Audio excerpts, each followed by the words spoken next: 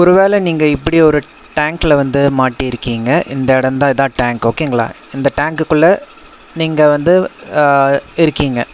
And உங்களுக்கு போகிறதுக்கு வந்து வழி இல்லை. கீழே குதிச்சா ஃபுல்லாக உங்களுக்கு வெறும் அடி மட்டும்தான் படம் இல்லையா? ஸோ சப்போஸ் இதுக்குள்ளேயே இருக்கீங்க அண்ட் இதுலேருந்து தப்பிக்கிறதுக்கு ட்ரை பண்ணி நீங்கள் கீழே வரீங்கன்னும் போது இந்த இடத்துல பெர்னோலிஸ் ஈக்குவேஷன் மாடலில் டேங்க்கோட பைப்பை செட் பண்ணியிருக்காங்க. அப்போ என்ன ஆகும்?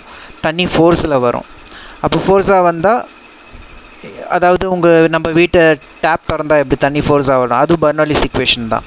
ஸோ பைப் மெலிசாக ஆக ஃபோர்ஸ் வரும். இப்போ இங்கே விழுந்து நீங்கள் இங்கேருந்தே வழி இதில் தான் வந்து விழுறீங்க.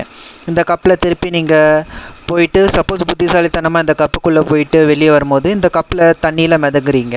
இது வந்து இங்கே ஃபேன் செட் பண்ணியிருக்கிறதால இந்த தண்ணி ஃபேனில் படும்போது ஃபேன் சுற்றும். ஃபேன் வந்து இதில் கனெக்ட் ஆகிருக்கிறதால இந்த வீலும் சுற்றும். இப்போ நீங்கள் மேலே ஏறுறீங்க, இந்த சிலிண்டர் வழியாக தான் ஏறுறீங்க, ஓகேங்களா? இப்போ ஏறிட்டே போகும்போது இப்போ அந்த தண்ணி வந்து திருப்பி கீழே கொட்டும். கீழே கொட்டி சப்போஸ் நீங்கள் கீழே விழுற மாதிரி இருக்கும்னு பார்த்தா அதுவும் கிடையாது. திருப்பி இந்த பைப் ஒரு செட் பண்ணியிருக்கு.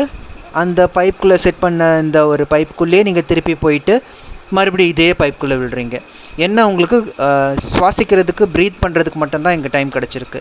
மிச்சபடி மறுபடியும் நீங்கள் இதுக்குள்ளேயே தான் இருப்பீங்க. ஸோ ப்ரீதிங் இருக்கும், ஆனால் இங்கே தப்பிக்கிறதுக்கு ஏதாவது வழி இருக்கா உங்களுக்கு? அப்படி நீங்கள் இருந்தால் எப்படி நீங்கள் தப்பிப்பீங்கன்றதை கமெண்ட் செக்ஷனில் கமெண்ட் பண்ணுங்கள். தேங்க்யூ.